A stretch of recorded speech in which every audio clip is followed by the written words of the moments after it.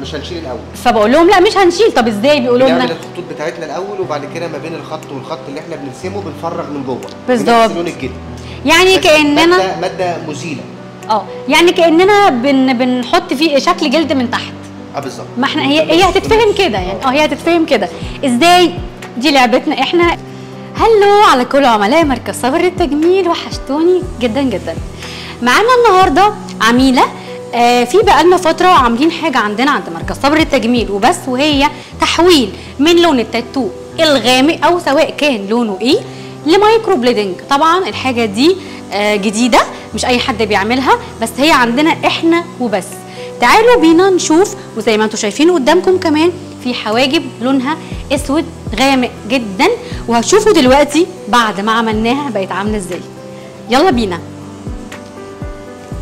كان تاتو حواجب عادي، يعني قطعه واحده غامق، بقى مايكرو بليدنج. ده نسميه سحر. سحر، يعني بنعمل حاجه مستحيله ان هي تتعمل. طبعا كلنا عارفين ان الحواجب اللي بتكون غامقه او قطعه واحده عامه بتكون ما بتنفعش غير تاتو عادي وبس، او بنشيلها بازاله.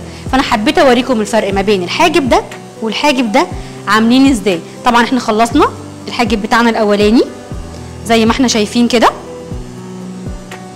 رسمه مايكرو بليدنج وكانها لاول مره بتتعمل. الناحيه الثانيه لسه ما عملناش حاجه. زي ما احنا شايفين لون الحواجب عامله ازاي، غامقه ازاي. بصوا كده احنا لسه ما عملناش حاجه هنا خالص. هي حاطه قلم كمان اهو، بس خلاص. شايفين لون اسود اسود غامق، مش جايبه لكم بني كمان، لا انا جايبه الاصعب. بس ما فيش صعب مع ميسيو صبري. فريق عمل ميسيو صبري مركز صابر للتجميل ما عندهوش مستحيل. يلا انت كمان، اي حد عنده اي تاتو قديم ايا كان لونه ايه لازم تيجي تشرفينا بسرعه. اتفرجي على فيديوهات كتير قبل ما تيجي علشان تكرري زي اي عميله بتجيلنا تيجي تعملي معانا المايكرو بليدنج. كملي بقيه الفيديو علشان تشوفي الحاجبين بقوا عاملين ازاي. ورجعنا تاني نكمل بقيه الفيديو بعد ما خلصنا الحاجبين مع بعض. طبعا انا وريت لكم الحاجب الاولاني عمل ازاي والتاني كان عامل ازاي. يلا بينا بسرعه، انتوا هتتفرجوا وهتحكموا بنفسكم. اظن كده احنا شايفين الحاجبين كانوا عاملين ازاي وبقوا عاملين ازاي. من تاتو عادي لون غامق اسود لمايكرو بليدنج، يعني تغيير لون وفي نفس الوقت مايكرو بليدنج زي ما احنا شايفين كده. الشكل اتغير خالص، الملامح كمان اعتقد ان هي اتغيرت برضو خالص. الرسمه كمان حلوه قوي.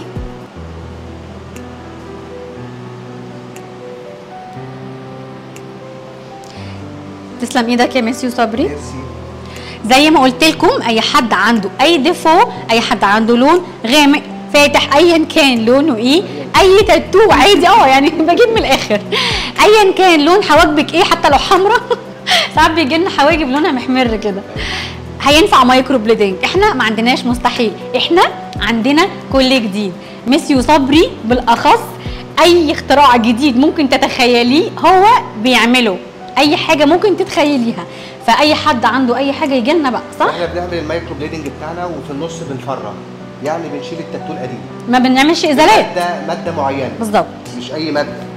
لانه كل حد بيكلمني بيقول لي طب انا هشيل الاول. لا مش هنشيل الاول. فبقول لهم لا مش هنشيل. طب ازاي؟ بيقولوا لنا بنعمل الخطوط بتاعتنا الاول، وبعد كده ما بين الخط والخط اللي احنا بنرسمه بنفرغ من جوه بالظبط بنفس لون الجلد. يعني كاننا ماده مزيله. يعني كاننا بنحط فيه شكل جلد من تحت. بالظبط. ما احنا هي هتتفهم كده يعني. هي هتتفهم كده. ازاي؟ دي لعبتنا احنا، ازاي دي حركاتنا احنا وخاماتنا احنا كمان. تسلم ايدك يا ميسيو، ودايما انت معودنا على كل جديد وكل حلو طبعا يعني.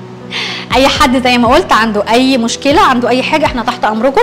كومنتات، ارقام التليفونات بتاعتنا، وما تنسوش العروض بتاعتنا بتاعت التاتو العادي اللي ب 350 اليومين دول. باي باي.